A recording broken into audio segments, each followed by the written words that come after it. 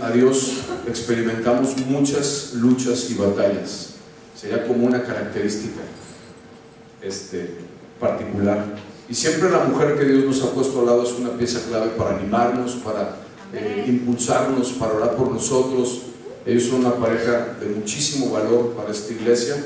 Ricardo Díaz, de Houston, Texas. Y bueno, son colombianos de hecho, pero viven en Houston. Y Gloria, denles un fuerte aplauso.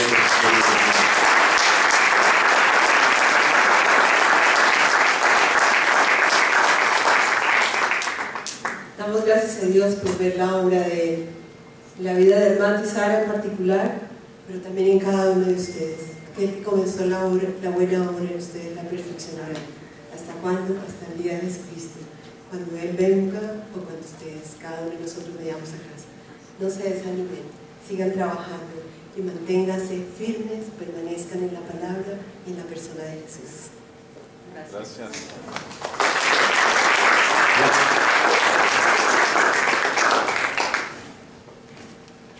Bueno, pues muy buenos días. Tus palabras son más generosas de lo que deberían ser, pero gracias, Armando. Para mí es un inmenso privilegio estar aquí en esta mañana. Me siento muy honrado.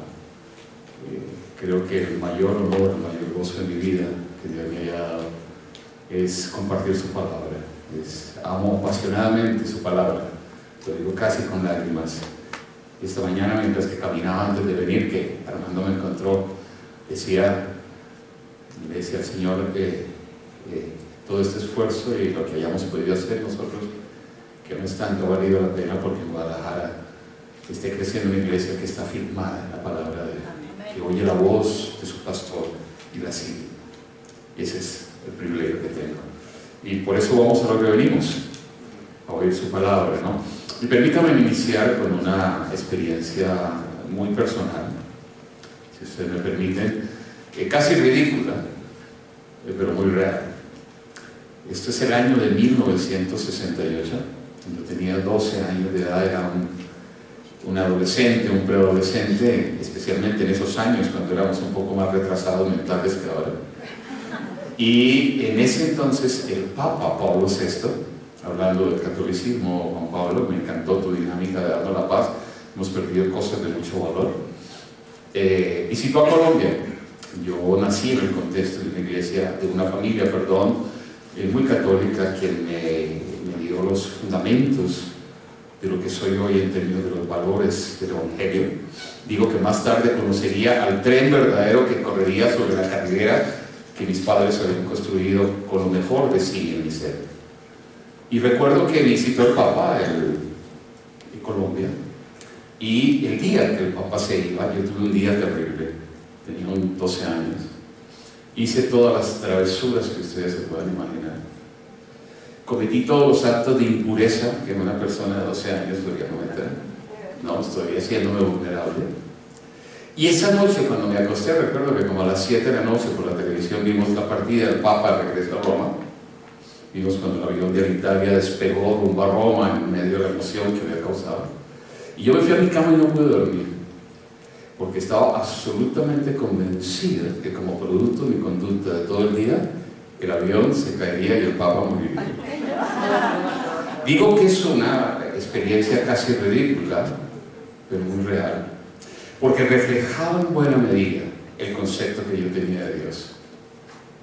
El Dios con el que había crecido era un Dios temible, un Dios que infundía temor, un Dios con el que difícilmente yo podría pensar tener una relación.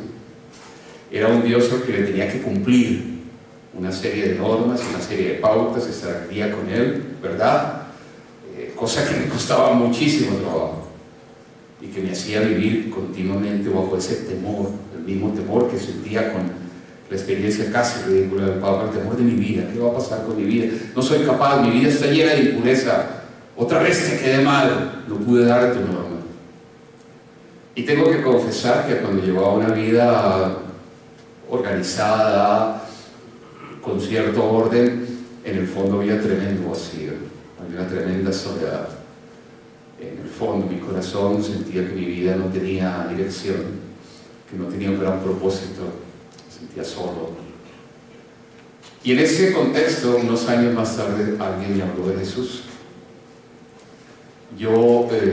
Esa persona me dijo algo que nunca me voy a olvidar, porque yo era una persona muy religiosa. Mis padres me habían enviado a un colegio muy religioso, muy prestigioso en mi ciudad, en Bogotá, donde aprendí muchísimo de religión y doy gracias, aprendí cosas importantísimas que hasta hoy siguen teniendo un valor determinante en mi vida.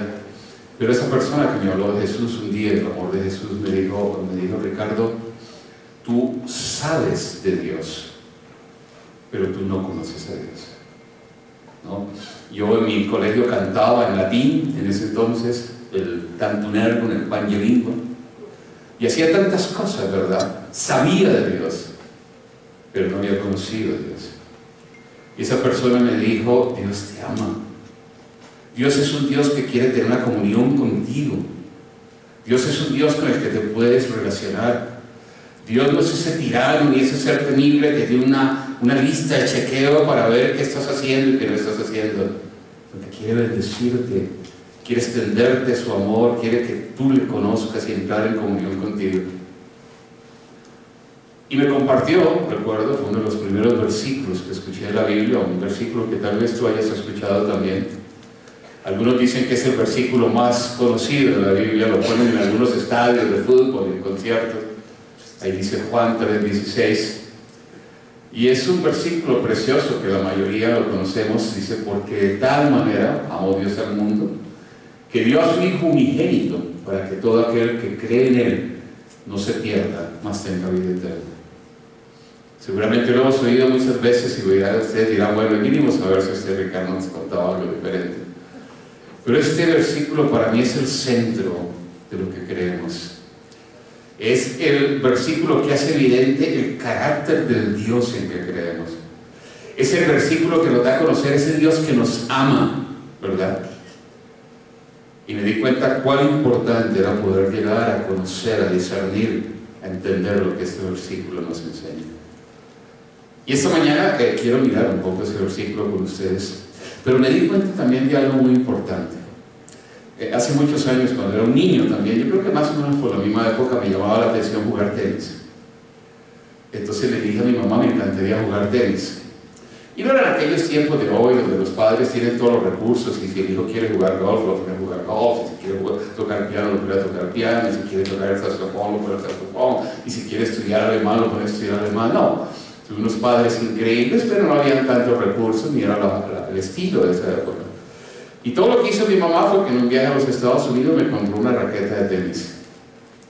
Compró lo mejor que podía, era el grafito, me acuerdo, Arthur Ashe, aquel hombre de color que fue campeón, un gran tenista.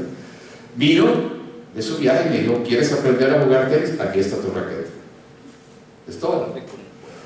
¿Qué hice yo? Cogí mi raqueta, me compré un tarro de bolas, me fui a un muro y empecé a hacer lo que más o menos veía que hacía en la televisión los grandes jugadores.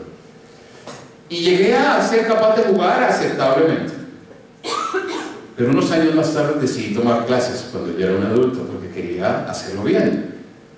Y entonces le dije a mi instructor, le dije: bueno, enséñame. Entonces me dijo: quiero verte jugar. Entonces empezamos a jugar. Y dijo: no, tienes un error fatal, ¿no? Yo quiero enseñarte que hay varios golpes en el tenis, y hay un golpe muy importante que es el revés. Y el revés tú lo sacas de acá y lo terminas arriba. Pero tú, por alguna razón, ¿no es cierto?, lo haces así, lo sacas así.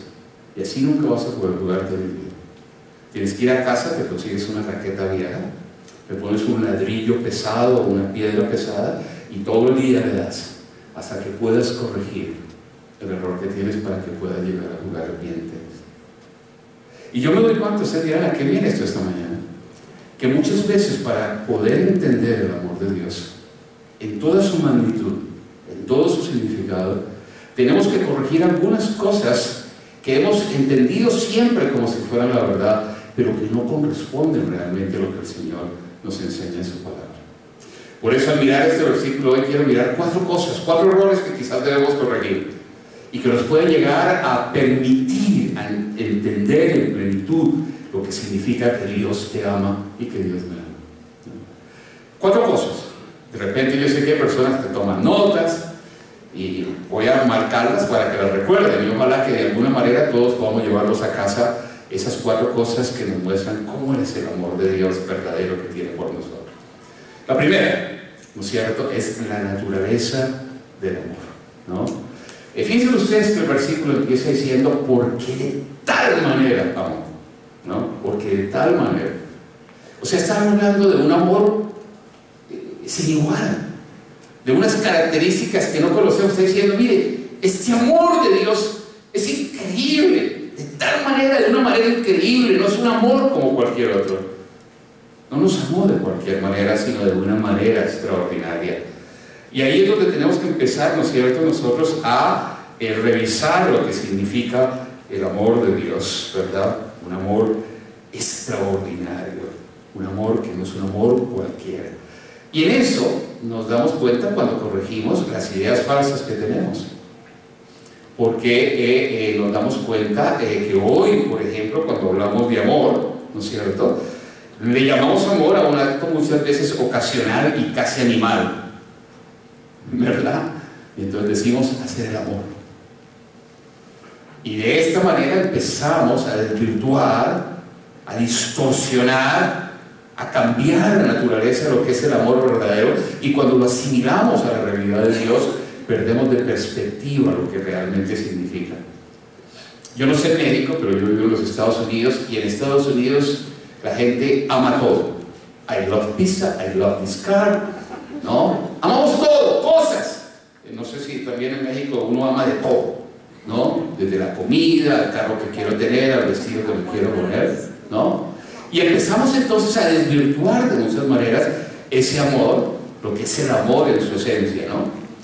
O si no, nos quedamos con el amor de las telenovelas, ¿no? Ay, todo tan lindo, ¿no? Tan emocionante, ¿no?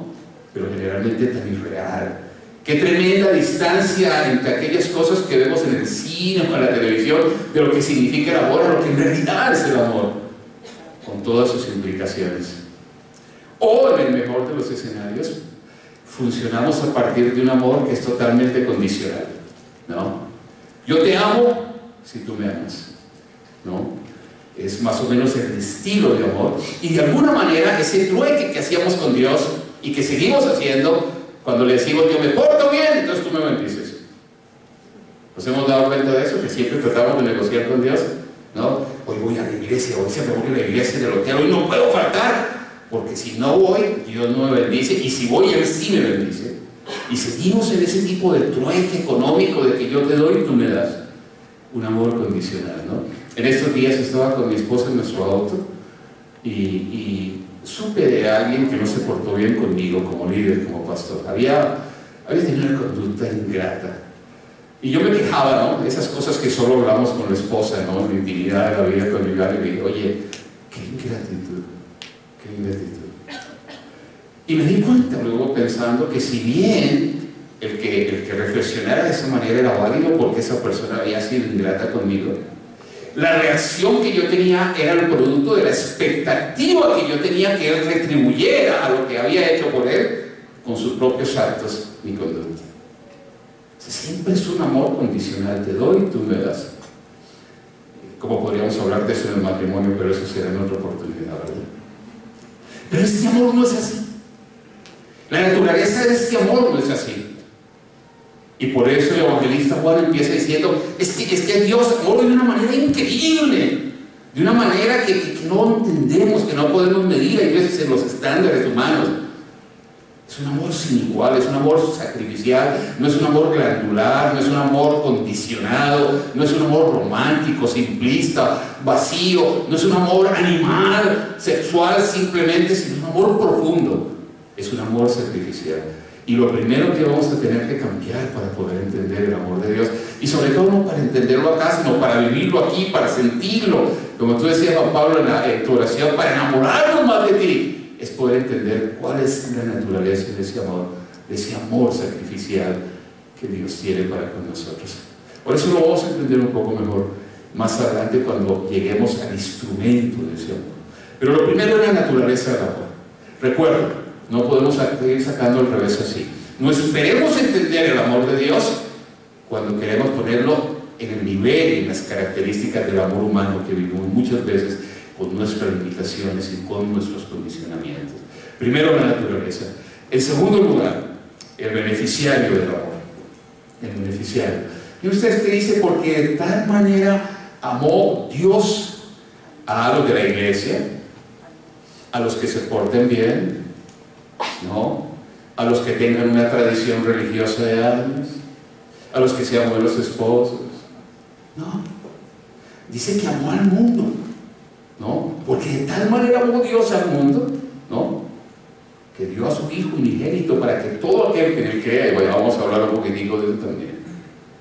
Dios amó al mundo, sin excepción, a todos, no solamente a los que nos portamos bien, a los que parecemos más santos, a los que parecemos más religiosos. Una de las cosas que fue para mí impresionante en mi corazón cuando conocí a Dios fue pensar que siendo yo quien era, Él podía amarme como me amó. Que con todas mis debilidades, con todas mis fragilidades, con todas mis limitaciones, Dios me amaba de esa manera. Eso casi me era imposible entenderlo, porque de nuevo vivía condicionado por un amor. Yo te doy, tú me das. Tú te portas bien, entonces yo te bendigo. Dios nos ama así, Dios nos conoce. Dios te conoce a ti y a mí. Conoce nuestras limitaciones y nuestras flaquezas. Conoce nuestro pasado, nuestra historia. Y a pesar de eso nos ama con todo su ser. Con todo su ser nos ama, ¿no? Fíjense ustedes que cuando Él vino a la tierra, había mucha gente religiosa porque Él era judío. Y nació en el contexto de Israel. Y estaban los sacerdotes, los escribas, los fariseos, gente muy recta que observaba las leyes. Y cuando vieron que ese Jesús que decía ser el Hijo de Dios se iba a comer con los cobradores de impuestos, que era la gente más odiada, bueno, siempre los cobradores de impuestos no nos llaman mucho la atención, o con las prostitutas, con lo peor de la condición humana, ellos no podían creer que se fuera verdaderamente el Hijo de Dios, porque rompía sus estándares. Creían que el amor era solo para algunos que cumplían con ciertos requisitos y no habían podido entender que el amor de Dios era para todos, porque Dios conocía que en nosotros mismos no encontramos la capacidad de poder responder a sus expectativas, a la santidad de Él, y solamente eso es posible con su presencia en nuestras vidas. Dios ama al mundo, nos ama, sin distingo. Es el Dios de los drogadictos, de las prostitutas. Es el Dios de los que la pedofilia, me permiten. Es el Dios de todo individuo. No hay persona ni pecado imposible para Dios. Su amor lo supera todo. Y como no hemos venido simplemente a cantar esta mañana, o a oír de repente alguna enseñanza que puede ser mejor o peor, es posible que tú estés aquí esta mañana y estés diciéndote: no, yo no califico. A otros sí, pero mi vida no. Si Él supiera lo que yo he sido, si Él supiera lo que yo pienso, si Él supiera lo que yo hago. No, el amor de Dios no alcanza, pero el Evangelio nos va a decir: amor al mundo. Y cuando se dio de esta manera tal, alcanzando a todo tipo de personas, se volvió un escándalo su amor, y los religiosos lo tuvieron que crucificar, porque no podían admitir que hubiera un amor como este. Y ese es el amor que está a nuestra disposición. Ese amor sin igual, y ahí radica nuestra esperanza. Ahí está la esperanza de Guadalajara, la esperanza de México, la esperanza del mundo, cuando podemos proclamar que hay un Dios que nos ama con todo su ser y tiene la capacidad de perdonar nuestros pecados, cualquiera que ellos sean. Ese es el Dios que hoy te quiere invitar a comunión con Él, a que tú saborees el manjar de su amor sin importar lo que haya sido tu vida. Por supuesto que nos va a llevar al arrepentimiento. Por supuesto que cuando Él viene va a transformar nuestras vidas. Por supuesto que el propósito de la iglesia en este lugar es ver vidas transformadas, pero la puerta de entrada es ese amor que nos recibe y nos abraza sin importar lo que hayamos hecho o lo que hayamos sido. Dice ahí también, ¿no es cierto?, que amó al mundo, pero que ese amor, quien lo recibe son aquellos que creen en Él, ¿no? Para que todo aquel que en Él cree Tenemos que llegar a creerle. ¿No? Y sería una pregunta que yo me haría esta mañana. Me la haría primero yo, por supuesto, y a cada uno de los que estamos, que creemos a Dios. Creemos que Él nos ama así. Creemos que Él nos puede perdonar. Creemos que Él puede transformar nuestras vidas, darnos una vida nueva, hacer de nosotros seres nuevos. Creemos en su amor, que Él vino a morir por nosotros en la cruz, que se entregó, que pagó el precio de nuestros pecados. Si hay algo que tengo que decirles, hay un momento de decisión. Y es de seres maduros, es de hombres y mujeres con entereza en tomar decisiones. Tú un día dices, tengo que, o es mi deseo alcanzar mis estudios universitarios, y te decides. O un día decides salir de un trabajo que no te conviene y te decides. Y algo que nos hace humanos es esa capacidad evolutiva que Dios nos ha dado de tomar decisiones. Pero tengo que decirlo con cierta nostalgia en mi corazón, que muchas veces en las cosas de Dios caminamos por la vida sin decidirnos. Y hay veces está esperando y los ve y dice, Ricardo, te amo. Yo sé de tu vida. Yo sé quién eres, quién has sido, lo que hiciste, pero te amo. Quiero tener comunión contigo, quiero ver que tu vida está transformada. Pero ¿te vas a decidir por mí o no? ¿Vas a seguir jugando a todo y a nada? ¿Vas a seguir jugando a la religión? Yo jugué muchos años a la religión para tratar de calmar mi conciencia, hasta que un día entendí el amor de Él y dije, ok, me decido por ti, decido creerte, decido como aquel padre que tenía un hijo enfermo que lo llevó delante del Señor y el Señor le dijo, ¿tú crees que él puede ser sanado? ¿Y sabe qué contestó aquel hombre? Le dijo, creo, ayúdame en mi incredulidad. Como quien dice, la tendencia natural mía es a luchar con esta decisión, pero hoy decido creer en ti, que tú eres mi sanador, que tú eres mi salvador. El beneficiario, Él murió por todos. No está buscando a los que hacen las cosas bien, pero nuestra parte es creer y tomar la decisión. Y mi oración en esta mañana, lo digo de todo corazón, no vengo acá con el propósito de hacer un viaje, a compartir la palabra. Le pedí al Señor esta mañana, mi oración en esta mañana es que toda persona que esté aquí, que nunca haya tomado la decisión de que Jesús sea su Señor, que nunca haya querido extender sus manos para recibir ese amor sin igual, entendiendo que Él solo nos pide esa decisión porque nos ama entrañablemente, que hoy podamos tomar la decisión de hacer de Él nuestro Señor y seguirle. Ahora, ¿cuál fue el instrumento de ese amor? Primero, la naturaleza. Segundo, el beneficiario. Tengo que apurarme, ¿no, Armando? Armando me dijo que aquí hay un mecanismo que cuando uno pasa los 35 minutos, él mueve una palanca y un foso que me saca directo al área de estacionamiento. O sea que yo quiero estar bien. Voy a correr en esta última parte. ¿Cuál fue el instrumento? ¿Cuál fue el instrumento? Porque de tal manera amó Dios al mundo que envió ¿a quién? A su Hijo único, su Hijo único. Oímos ahí decir la palabra unigénito, esas son palabras, no era su único hijo. ¿Hay alguien aquí que tiene un hijo único? Me puedo preguntar. ¿Sí? ¿Hay alguna pareja que tenga un solo hijo? No, bueno, muy bien, pero hay familias que tienen un solo hijo, ¿no? La forma fue, el instrumento fue enviar a su Hijo, ¿no? El Hijo de Dios, Jesucristo, que dice la Biblia que estaba en el cielo y que no estimó estar en el cielo en su condición de Dios como algo a lo cual aferrarse, sino que se hizo hombre, ¿no? Es un Dios, este Dios, ¿no? Para amarnos de esa manera, decidió varias cosas. La primera cosa que decidió fue dejar su trono. Dejar su trono, era rey, era Dios, estaba en el cielo y decidió dejar su trono, ¿no?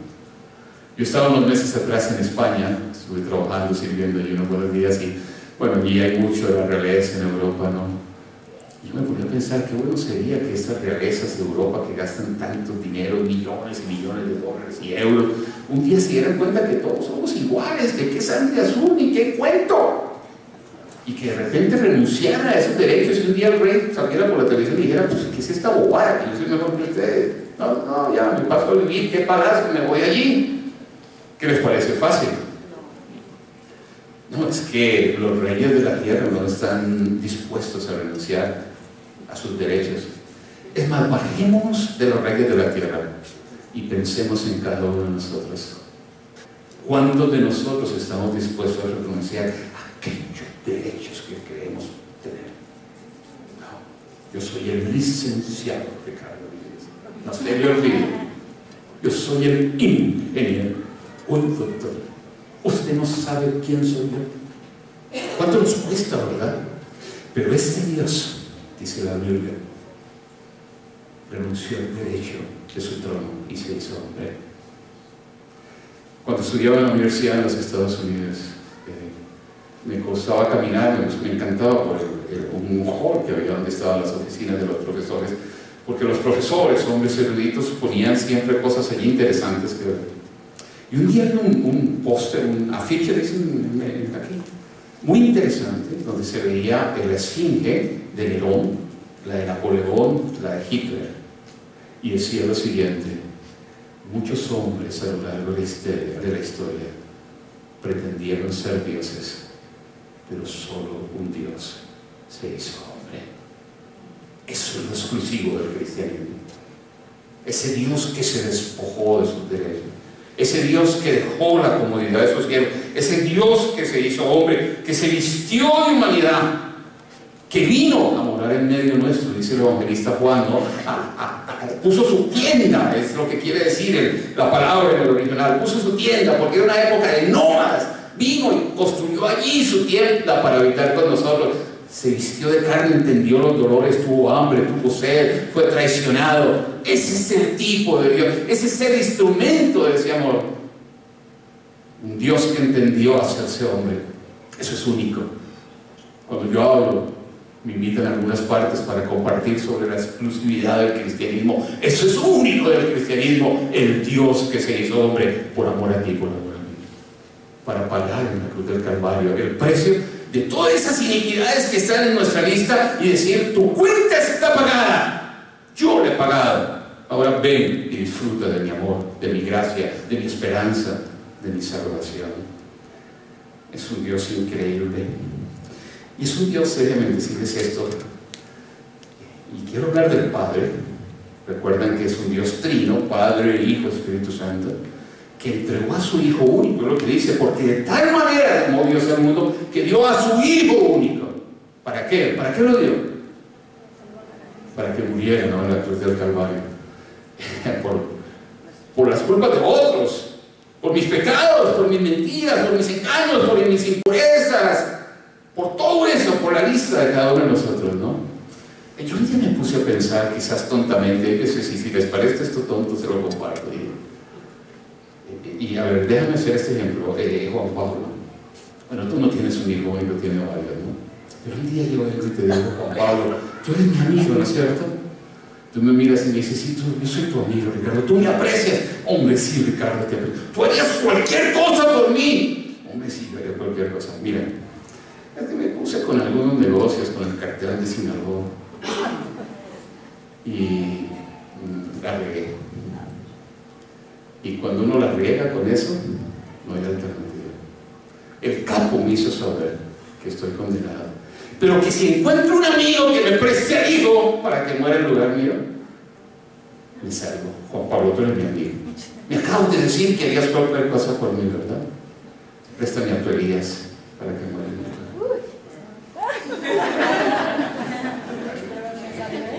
Te salvaste, Esteban. Qué ridículo, ¿verdad? Qué ilustración casi necia. Eso hizo Dios por ti, por mí. Eso es Semana Santa. Eso es Navidad.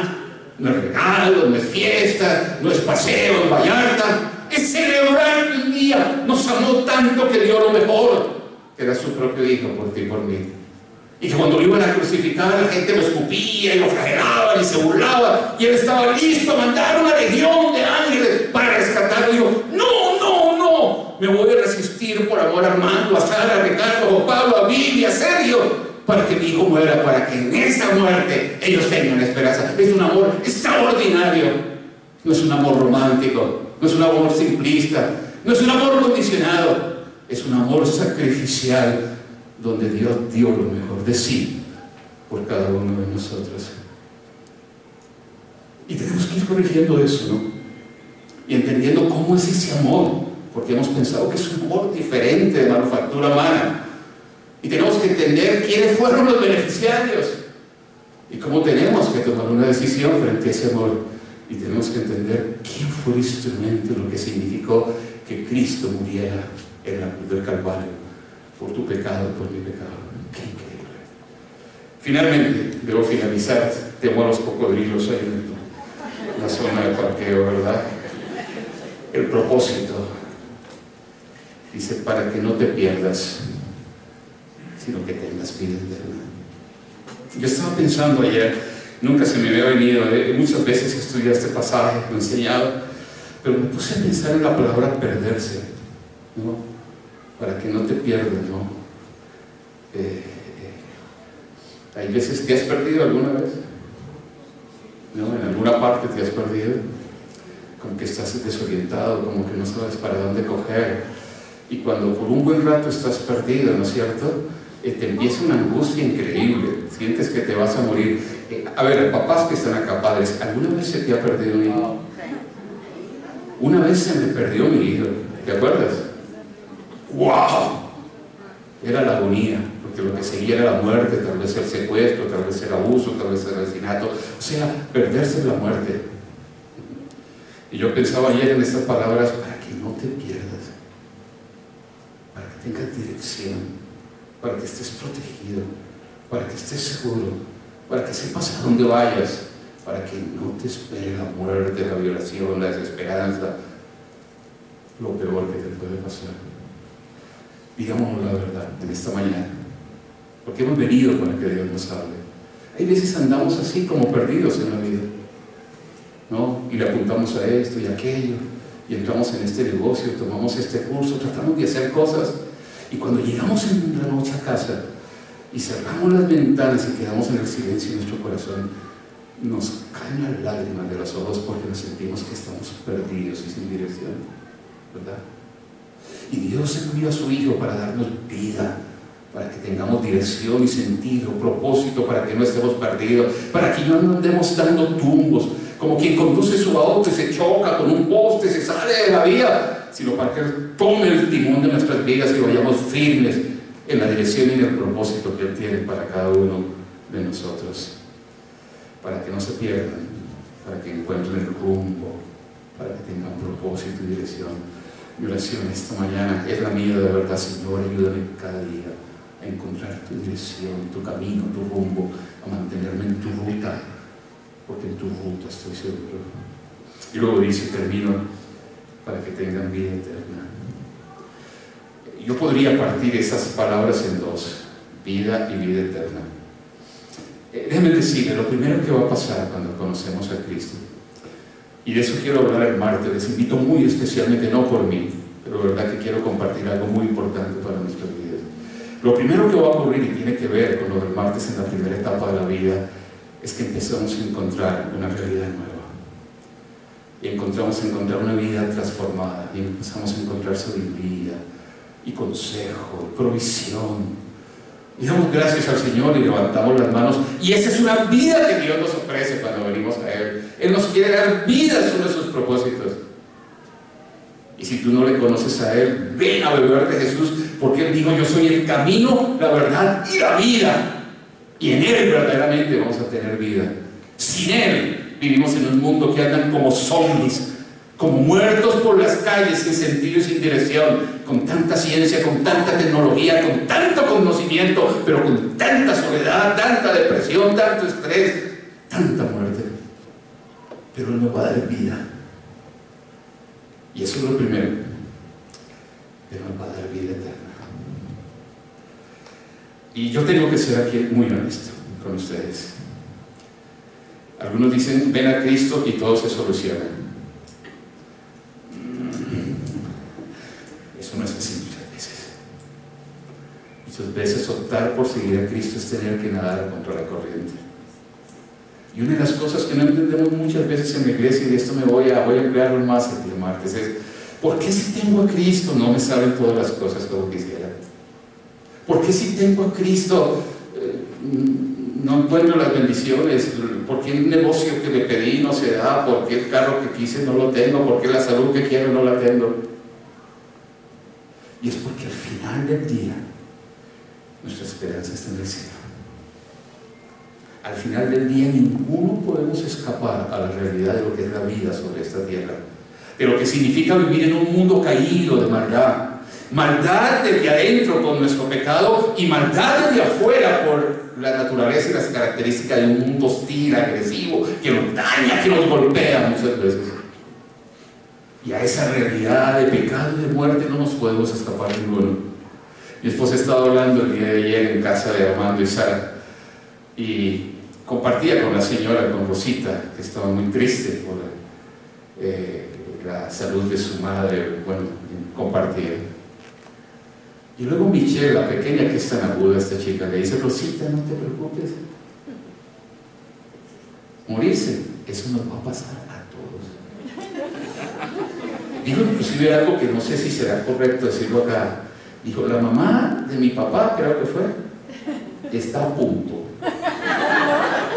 Y yo decía: qué sabiduría en esta pequeñita que sabe lo que es la vida, y yo me aferro a esta vida como si nunca fuera a morir. Como si mi carro, mi cuenta bancaria o el buen trabajo que pueda tener me garantizaba que voy a tener la plenitud por siempre, sin entender que en realidad es eterna y que lo que Dios quiere por sobre todo en mi corazón es prepararme para ese momento, para esa eternidad, porque esta vida es un instante en la historia si la miramos cronológicamente, pero el resto es la eternidad, la plenitud de Cristo. Y Él dice: este regalo de mi amor no es solamente para ahora porque es tan pequeño, pero es para que eternamente puedas vivir la plenitud de mi compañía y de mi salvación. Un amor extraordinario que yo espero que podamos corregir los defectos del regreso. No es un amor cualquiera, no es para los religiosos ni para los buenos, es para todo el mundo, pero para los que creen y tienen el valor de tomar una decisión. No lo conseguimos a través de la religión. El Señor guarde a la iglesia de ser una religión. Es a través de Jesús, que es el centro de nuestra esperanza. Él fue el instrumento que vino a morir y a pagar el precio por nuestros pecados. Y tiene como propósito darnos vida, darnos dirección, guiarnos. Sí, vamos a tener problemas en este mundo, de eso hablaremos el martes y cómo enfrentarlos, pero tener la esperanza eterna de que con Él vamos a morar para siempre en la plenitud de su amor. ¿Qué les parece? Tenemos que tomar una decisión. ¿Queremos ese amor o queremos seguir jugando amores baratos, de boleros y de comparsas? Es una decisión que cada uno de nosotros tenemos que tomar. Armando, un minuto más termino. Quiero orar y dar la oportunidad a quien nunca haya tomado la decisión de tener a Cristo en su corazón. Pero antes de eso escribí algo aquí para la iglesia Armando, Juan Pablo, líderes. Escribí esto que quiero leerlo: la iglesia que traerá esperanza a Guadalajara. Recuérdenlo, quiero leerlo en mis notas. ¿Cómo es esa iglesia que le traerá esperanza a Guadalajara? Y lo escribí a la luz de este versículo que hemos compartido en esta mañana. Número 1, es una iglesia con un amor extraordinario, incondicional, sacrificial, que ama a los que les gusta, pero especialmente ama a los que no les gusta. ¿Dónde está Leo? Leo está por acá. Me impactó cuando ayer comíamos en tu restaurante y nos dijiste algo que me impacta esa iglesia: es que veo amor real, genuino. Esa es la esperanza de Guadalajara, una iglesia que tenga el amor de Cristo. 2, una iglesia que no se encierra en sus paredes, como no se encerró Cristo en el desierto, como no reclamó sus derechos, sino que rompe estas paredes. Es una iglesia que ama al mundo y va al mundo para contar del amor de Jesús. En tercer lugar, una iglesia que hace de Jesús su mensaje central. Él es el instrumento, no una religión. Es una iglesia que invita a creer en Él y a creer con palabras, pero más que con palabras, sobre todo con nuestras vidas transformadas. ¿Saben cuándo la ciudad de Guadalajara se va a poner a los pies de Cristo? Y va a ser cambiada en el poder de Él, cuando vean a los hijos de Cristo reflejar con sus vidas la presencia de Él en cada cosa que hacemos, en cada cosa que decimos.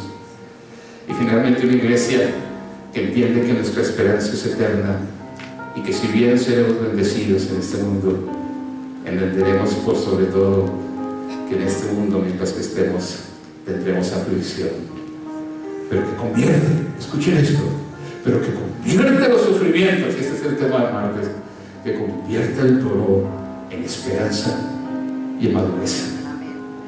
Les invito a que vayan conmigo en esta mañana.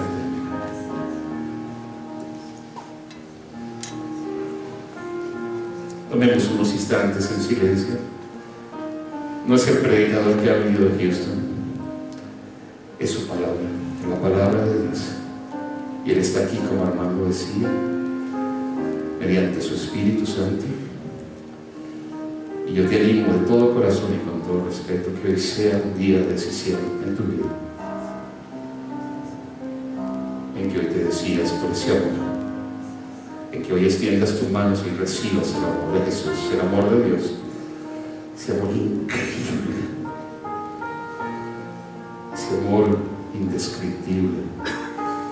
Es todo lo que Él te pide, que creas en Él, que creas en Él. Olvídate ya de las listas de cosas que por ahora vas a hacer para Él. Ven a Cristo, bebe de esa fuente de amor. Luego Él, mediante el poder de su presencia viviendo en tu corazón, te dará la capacidad de vivir una vida transformada. Pero hoy ven a Él y recíbele, y haga el Señor y el Salvador de tu vida. Padre, gracias por esta mañana y por tu palabra tan preciosa, porque de tal manera amó Dios al mundo que dio a su Hijo unigénito, para que todo aquel que le crea no se pierda, mas tenga vida eterna. Amén.